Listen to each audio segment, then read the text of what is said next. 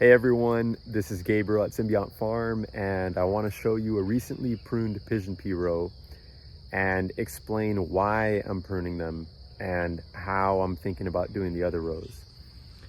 So this row that you see in front of me right here was about 1.5 meters, 7 feet tall, and I have pruned it back to about 3.5 feet. So very short. Now, why am I doing this? Well, the pigeon peas in this whole area are going into seed now.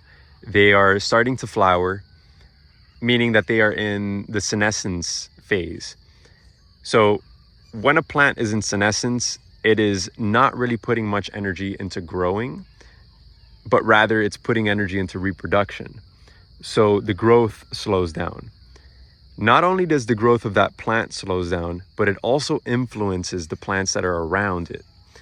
Meaning that if I allowed all these pigeon peas to go to seed next to my bananas, they will slow down the growth of my bananas because the bananas will be influenced hormonally by these other seeding plants. So then pruning is necessary, since my goal here is for the bananas to be invigorated and growing very strongly. The question is not whether to prune, but the question is when and how much to prune and how to do it, really. That's where the nuances are. So I've decided to try two different things. In this row, I've pruned it very hard, and you can see I've left pretty much nubs and a few flowers, very short. And the benefit of this is that it produces a lot of biomass, for the first time around. And so this is all going to be decomposing. It's going to be feeding the fungal network and the microbes. Amazing.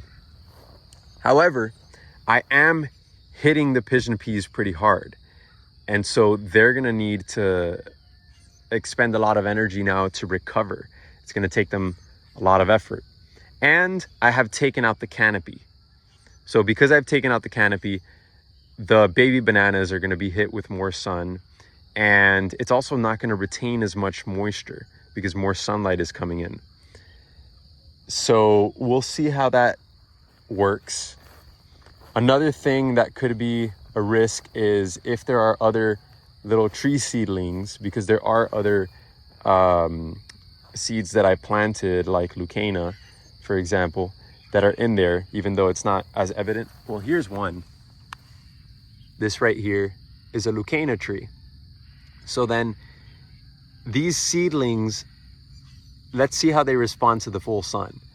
But they might not like it too much. Maybe they prefer the shade. So the other thing that I can do that was recommended to me from Scott Hall is to allow the pigeon peas to produce flowers, more flowers, to get filled with flowers, and then to just clip off wherever they're flowering. And the idea with that is that it will reset the pigeon peas and the whole system into growth without sacrificing the shade and the strength of the plant. I'm not really going to be hitting it too hard, so the plant is going to remain strong, but it's not going to be putting its effort into reproduction anymore, because by taking out all the flowers, it's going to say, okay, well, I need to get back into growth. I don't have any flowers right now. So that's what I want to do with the rest of the rows. Intuitively, that feels right, because not only will that, reset the system into growth, but this is the dry season here, and it's not raining as much. So having that amount of shade, I think, is really important to retain the moisture under. So yeah, that's what I think I'm going to do on the other rows. But who knows? Maybe there's only one way to find out really, and that's to try the things. So I'm really curious how these two different pruning styles will respond. Yeah, I'll keep you guys posted. So this one's already done, and then probably, I don't know how long it'll take for the whole other rows to fill with flowers, but maybe in about a week or so, I'll post another video and show you guys the pruning of those, and we'll see eventually how they do. All right, until next time, please like, share, and subscribe if you're into this, and I hope you have a great day.